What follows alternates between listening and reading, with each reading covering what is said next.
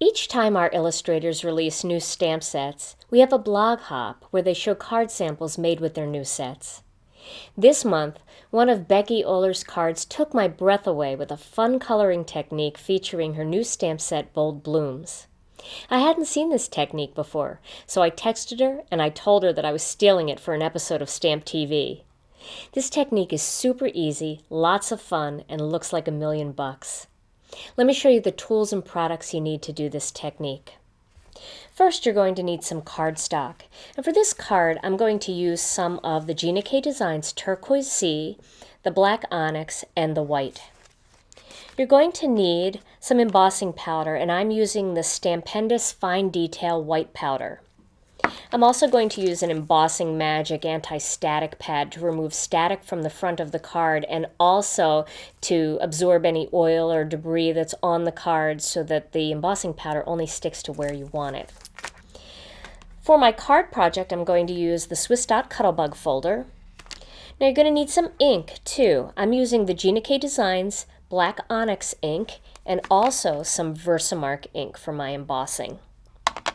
You're going to need some ribbon, and I'm using the new Black Onyx 5/8 of an inch gingham ribbon, and a little bit of baker's twine, and this is the We Are Memory Keepers black baker's twine. I'm going to use a Copic marker, and this one is BG15 Aqua, and this is the one that we recommend to match our Turquoise Sea cardstock. I'm going to need a little bit of tape, and then some buttons, and I'm using the Ocean Mix button box, and I found a nice Turquoise Sea button that I'm going to use for my project, so I pulled that aside. And then, of course, some stamps. So I'm using this gorgeous, huge bloom from Becky Oler's new Bold Bloom stamp set, and then I'm going to mix it with one of the greetings from the new One Free with 3, A Little Something. And this is the perfect greeting for this set because it says, "You make my heart bloom." And I'm going to show you how I'm going to curve this around the bloom like I did in one other video recently. I also have a pair of scissors here to cut the ribbon, my heat tool, and of course my Cuttlebug. So to begin, I'm going to take some of the Turquoise Sea cardstock and the Embossing Magic anti-static pad and just get rid of the static or anything else that's on the surface of this piece of cardstock. Then I'm going to stamp my Bold Bloom using some Versamark ink.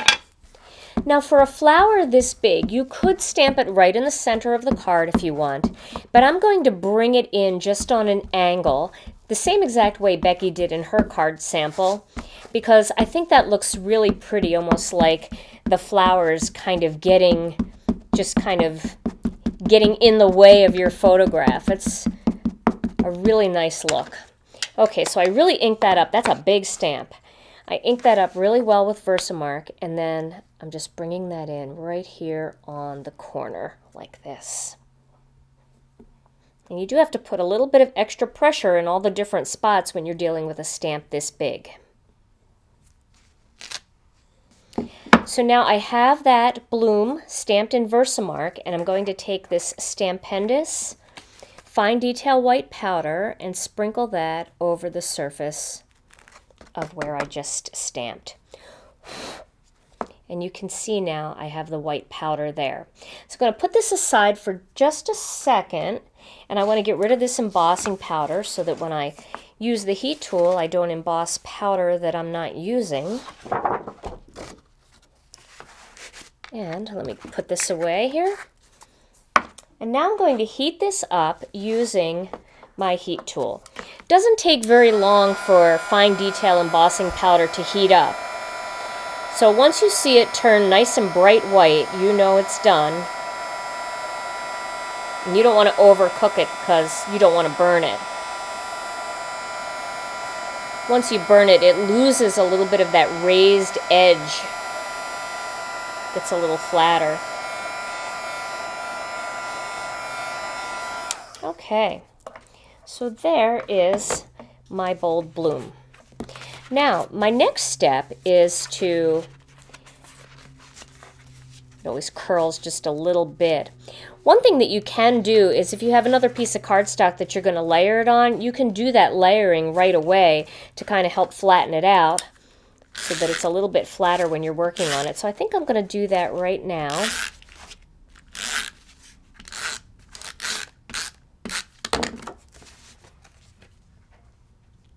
And this is such a nice fine little edge. I really like that 1/8 of an inch border around the perimeter of the focal image panel. Okay, so my next step is to add that greeting. So I'm going to curve the greeting, "You make my heart bloom," to fit where I want it. Now I'm going to lay the block right over in the area that I want to add the greeting, and then I can kind of follow the line of the stamp exactly the way I want it. So that should look nice. So I'll ink that up with a little bit of black onyx ink. And I will stamp that right around that bloom. And there we go. See how nice that looks. Okay, for my next step, I'm going to grab that Copic marker, the BG15, and now here's the fun part. I love the way this looks. Rather than doing all kinds of fancy shading, if you have the sketch marker, that's just fine. The sketch marker has a very long, delicate little brush tip, and you can get right into the smallest areas with that tip as well. Just color right along the inside perimeter of each of these little bloom petals, like this. And what's nice is that embossing powder being raised a little bit helps to keep the ink inside each of the petals, and the darker color. Now, I told you that this matches the turquoise sea, but you're looking at it right now saying, well, that looks a lot darker than the turquoise sea. When you color the turquoise sea marker on a piece of turquoise sea cardstock, it definitely looks darker. But when you color it on white, it looks almost like the same color. So it makes a nice choice for this technique, because when you blend the turquoise sea onto turquoise sea, you get a much deeper shade of turquoise sea, which accents the flower beautifully. Can you see how that's just all popping up? It almost looks like stained glass. It's just a stunning look. And look how easy it is. Anybody can do this. You can stamp a whole bunch of these panels and then grab a nice comfortable spot on the sofa and put on your favorite show and do this super easy coloring technique, and you'll have beautiful panels ready to use on future card projects. It's very relaxing because you don't have to think very much when you do this. It's just add a little bit of color, move on to the next petal. So I'm not going to color the entire thing since I did that on my finished card project, but I am going to show you what I did to the rest of the card. So we'll just leave it like that, and you can see how that is starting to look and how easy it is. So the next part of this card project is to run the top portion through the Cuttlebug to emboss this area with the Swiss dot folder. And I know I already layered this on black, but that's okay. That tiny little perimeter, that's not going to bother it at all. So I'm going to line that up to where I want it and grab my Cuttlebug. And I'm going to need an A plate and a B plate. So I've got the A and the B. And then line that up to where I want it. And I just want to do the top, but I still want it to be as centered as possible.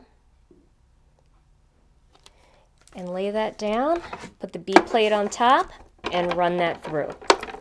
And I'm just going to run it through just until I feel it snap and back. And that will give me that really nice Swiss dot pattern at the top there. So now for my next step, I'm going to divide that Swiss dot area of my card panel from the other part of my card panel using a little bit of this black gingham ribbon. So I'm going to cut a small piece off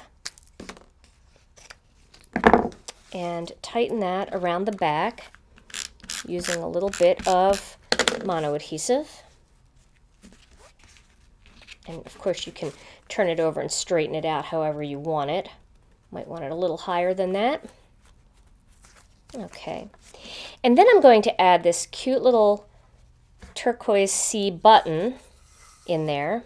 Actually, I think I'm going to add a little piece of ribbon first under there and make a bow. Now I'm going to turn it so that when I tie it, the ties go on this angle.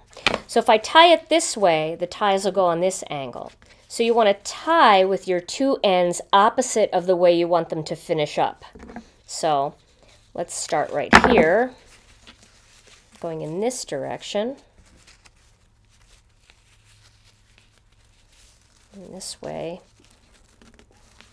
they'll lay nicely on my empty spot of my card down there. And I'll just trim off those tails. Do another one up here. There we go. And I can make those a little bit more even once I add my button. So for my button, I'm just going to grab a little bit of this We Are Memories twine and slip it right under the knot, and then feed the twine through these two holes on the button. Oops. Boy, it was through too. Not always easy to get it through, especially because I didn't put my glasses on just now.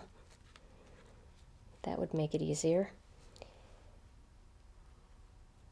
And also, if you have a little bit of trouble, you can always cut that twine on an angle, and that gives it a little point.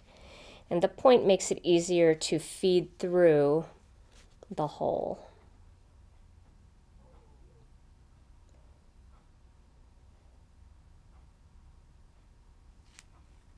There we go. All right. So I'm going to tie that in a little loopy bow. First I'll tie a knot to get it nice and tight. And then I'll tie a little loopy bow here. And just cut the excess off. And I like when one bow goes in one direction and the other bow goes in the other direction. It's kind of a fun look. And then this whole panel will just pop right onto a white card base. So let me show you the finished card project that I have here with the flower completely colored in. Here is that card. And that is just such a knockout look with very little work, but it sure looks like there's a ton of work involved in that whole coloring process up against that beautiful white embossing powder. Try this technique with other flowers from the new Bold Bloom stamp set and other types of stamps in your collection. It's fun, it's easy, and it makes any project a work of art.